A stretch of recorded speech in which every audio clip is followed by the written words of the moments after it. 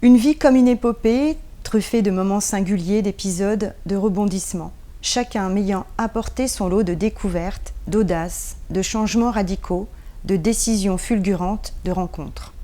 Cette vie-là, j'ai finalement toujours eu envie de la coucher noir sur blanc. Tous les poèmes que j'ai écrits, que j'ai affichés sur les murs de ma chambre étaient porteurs, en germe, de cette folle envie d'écrire.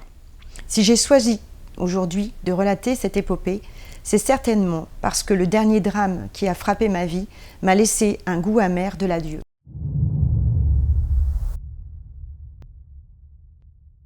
Pouvez-vous nous présenter votre livre ?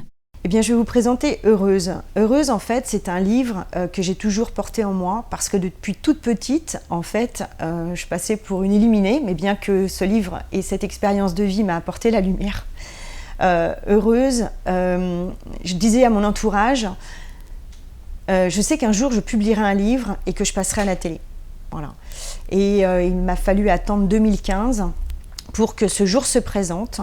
Parce qu'en fait, en 2015, je trouvais que l'ambiance générale dans le monde, sur la planète, était très morose. Et moi, ce que je voulais dire, c'est qu'au travers des expériences, des épreuves que j'ai vécues, en fait, j'ai toujours trouvé la force de me révéler. En fait, j'ai toujours su voir la lumière dans l'ombre.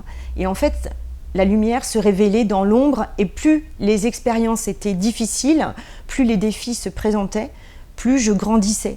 Et d'ailleurs, cette réflexion m'a été faite par une amie de mon entourage qui un jour m'a dit « Laurence, en fait, je ne m'inquiète plus pour toi parce que finalement, tu te relèves toujours. » Et en fait, c'est ça qui est écrit dans Heureuse. C'est en fait l'intégralité, en tout cas, pas forcément l'intégralité parce qu'il y en a eu beaucoup d'autres, mais en tout cas, des moments de vie qui pour moi ont été révélateurs. Comme par exemple le World Trade Center, qui était un événement catastrophique et qui dans ma vie a été un moteur d'énergie intense qui m'a fait effectivement changer de vie. Avez-vous d'autres passions que l'écriture ? J'ai d'autres passions que l'écriture et d'ailleurs depuis la sortie de mon livre Heureuse, depuis 2019, Heureuse m'a emmenée dans des lieux de développement personnel où j'ai pu faire la rencontre de personnes qui m'ont ouvert au monde, ouvert l'esprit, ouvert mon âme. Et avec ces expériences-là, aujourd'hui, je m'intéresse effectivement beaucoup à tout ce qui est astrologie, numérologie. Je m'intéresse également au pouvoir de l'intention, puisque effectivement tout ce qui part du cœur est juste, et l'intention que l'on met dans nos mots, dans notre vie, en fait, nous donne une vibration. Et ça me fait effectivement m'intéresser aussi à la physique quantique. Donc beaucoup de domaines. En fait, la sortie d'Heureuse a été pour moi une très grande richesse de rencontres, de partage. Et ce que je voulais faire avec mon livre, en fait, je l'ai reçu au travers des rencontres que j'ai faites. À quel moment de votre vie avez-vous commencé à écrire et qu'est-ce que cela vous apporte ? En fait, j'ai toute jeune écrit beaucoup de poèmes. En fait, j'étais une rebelle, quelqu'un qui n'était pas forcément très bien dans sa peau, une bonne vivante au demeurant, toujours à rire et à aimer être dans la joie. Mais pour autant, intérieurement, je n'étais pas en paix avec moi-même. Et donc j'écrivais. L'écriture m'a énormément aidée et en fait, ce que je couchais sur le papier, en fait, m'aidait à me guérir de ce que je vivais et à le traverser avec plus de facilité. Donc j'ai toujours écrit. Et en fait, ce qui est assez intéressant, c'est que j'ai arrêté d'écrire le jour où j'ai rencontré mon mari à 23 ans. Et je n'ai plus jamais écrit jusqu'à son départ en 2015, lorsqu'il est décédé. Combien de temps consacrez-vous à l'écriture ? Alors ça, c'est une sacrée question. Parce qu'en fait, je ne consacre pas de temps. En fait, c'est l'écriture qui arrive à moi, puisque lorsque j'écris, c'est comme si j'étais en transe. Je ne choisis pas le moment. Je ne suis pas du tout quelqu'un qui peut dire je pars en vacances une semaine, je me pose et j'écris. Ce n'est pas comme ça que ça se passe. En fait, je vais me réveiller en pleine nuit à 2h du matin et là, je vais pendant des fois 2h, 3h, 4h. Ça m'est arrivé un jour de me réveiller à 2h et de terminer d'écrire parce que je n'avais plus de batterie, puisque l'originalité, c'est que je continue à écrire et qu'effectivement, Heureuse a été écrit sur un ordinateur en l'espace de 4 mois. Et maintenant, quand j'écris, en fait, c'est sur mon iPhone. Et maintenant, avec mon dictaphone, en fait, j'écris comme ça. Qu'est-ce qui vous a décidé à vous faire publier ?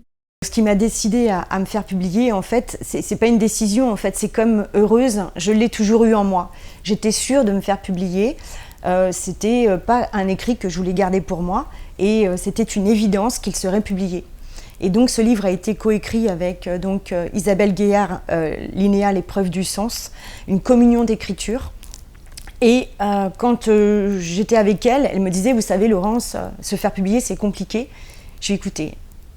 Moi, je me pose même pas la question en fait. Je savais qu'en plus ça allait être rapide et c'est ce qui s'est passé puisque mon manuscrit a été envoyé un jeudi soir et j'ai reçu un courrier des éditions le mercredi qui suivait.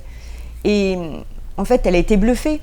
Mais moi, finalement, je n'y croyais pas trop, mais en même temps, c'était une évidence pour moi que ça se passerait comme ça. Avez-vous d'autres projets d'écriture ? Oui. Alors pareil. Ce n'est pas moi qui l'ai choisi, ce sont des messagers qui sont venus me le dire. J'ai beaucoup d'émotions avec ça, parce qu'en fait j'assistais à une conférence d'une personne qui venait de publier son livre, et à la fin de cette conférence, une personne est venue vers moi et m'a dit « Vous avez écrit un livre et vous en écrirez un second ». Et je venais juste de sortir heureuse, et sur le moment je me suis dit que j'avais déjà écrit 50 ans de ma vie, et je ne voyais pas trop ce que je pouvais dire. Et puis ça, c'était au mois d'avril. Et au mois de mai, une journaliste a pris contact avec moi, Sarah Dumont, avec qui je suis en contact, et elle m'interviewe pour un article, et après elle m'envoie un message en me disant « Laurence, est-ce que tu serais intéressée pour écrire quelque chose avec comme thème « Savourer sa deuxième vie ». Et en fait, ce qui s'est passé, c'est que quand j'ai reçu ce message, je me suis dit « ça y est, j'ai le sujet du second ». Parce qu'il fallait aussi que je parle de... Là, je parle d'une vie à deux, puisque l'amour a toujours été un fond d'écran pour moi, et comme je dis à mes enfants et à tout mon entourage, l'amour est notre plus grande richesse.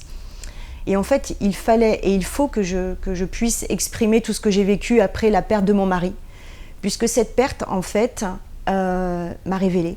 Ça paraît dingue, mais finalement, comme me dit un ami, la vie n'est pas un combat, mais c'est une opportunité. Et le départ de mon mari était pour moi l'opportunité de vivre autre chose. Et ça, j'ai envie de le dire, parce que j'ai osé faire des choses, je ne me suis pas posé de limites. Et en fait, quand on est dans cet état d'esprit, on voit qu'on a une force et une puissance intérieure infinie. Soutenez nos auteurs en vous abonnant à la chaîne Sidney Laurent. Activez la cloche pour être informé de la sortie des dernières interviews.